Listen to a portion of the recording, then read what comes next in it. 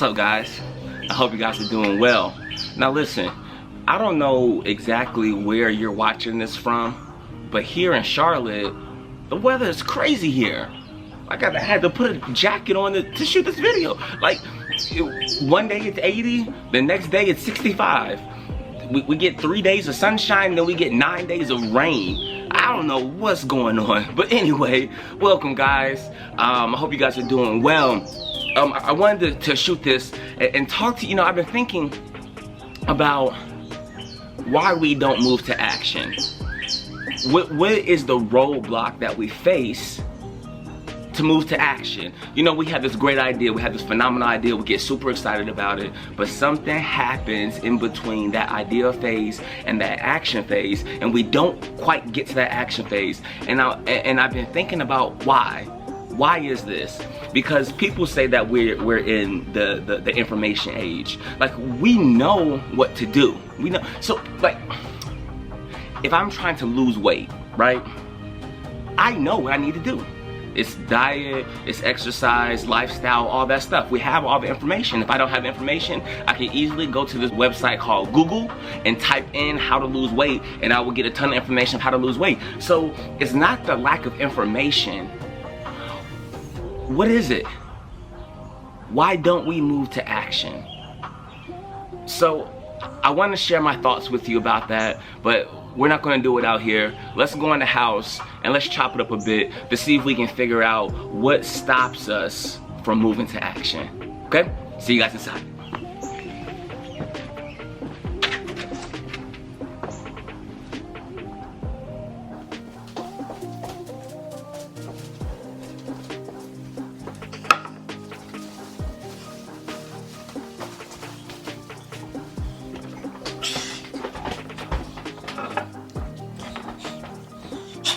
Alright, guys, so like I was saying outside, what is it that stops us from shifting to the action phase? Why do our dreams, our goals, our strategies, our plans, why do they die in the middle? Why do they get stuck in that mud from the idea phase and then to the action phase? Why does that happen? So let me set it up in this way by starting off with a quick story.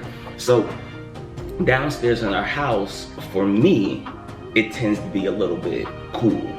My son, though, I don't know why he's always hot or why he's so warm, but he always has a fan on. It's already cool in the house, but he has to turn the fan on as well.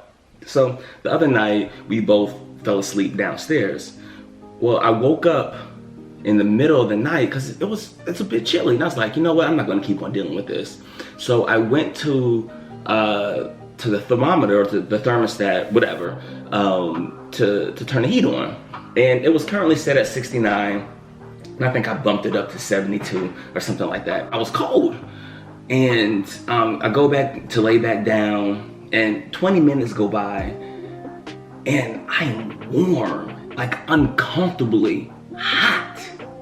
And I sat there, and I thought to myself, all I had to do was turn the heat up 1 degree. Why did I have to go so drastic from 69 to 72?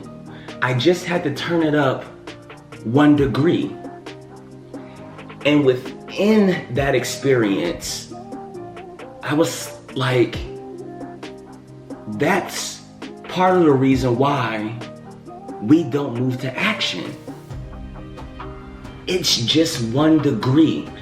I believe the reason why we don't move to action sometimes is because the output of energy or sacrifice that we think it's going to take, we're not willing to do. And we come up with that through other people's experiences, through talking to someone who's done the same thing that we're trying to do, or by reading a biography of someone that did the thing that we're trying to do. In some kind of way, shape, or facet, we have this idea that is going to take this monumental amount of effort, energy, and sacrifice. Not because we've tried to do it, but because of what has happened to other people. So we don't move to action. We stay average, we stay in mediocrity because we're not willing to give the sacrifice. And then other times, we make the decision not to move because we're in the wrong state. We make the decision not to move to action when we're in a state of frustration, of stress, of anxiety. That's the wrong state to make those type of critical decisions in. It's just 1 degree. It's just getting started. It's just that one step. So yes, it may take a large amount of energy. It may take a large amount of sacrifice. In fact, it probably will. But all that sacrifice and all that energy doesn't come up front. We don't have to shift from 69 degrees to 72 degrees immediately. It's just 1 degree. Let's get from 69 degrees to 70 degrees. It's just 1 degree. It's that first step. It's the first step.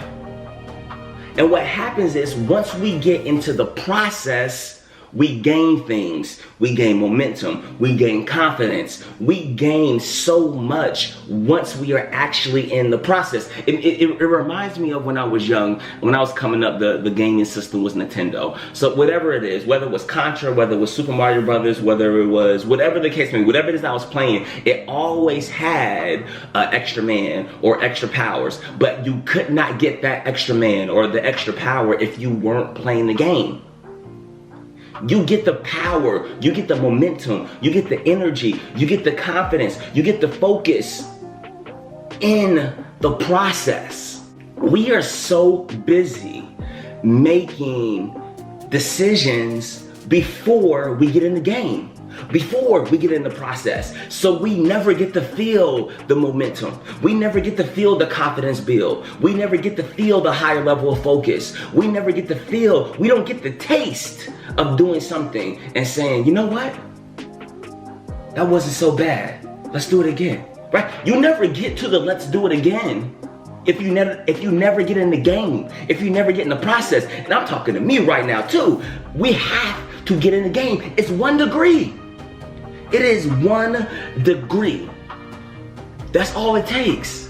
It's moving the needle from 69 degrees to 70 degrees. It's that first step if you've never started. It's the first step that matters.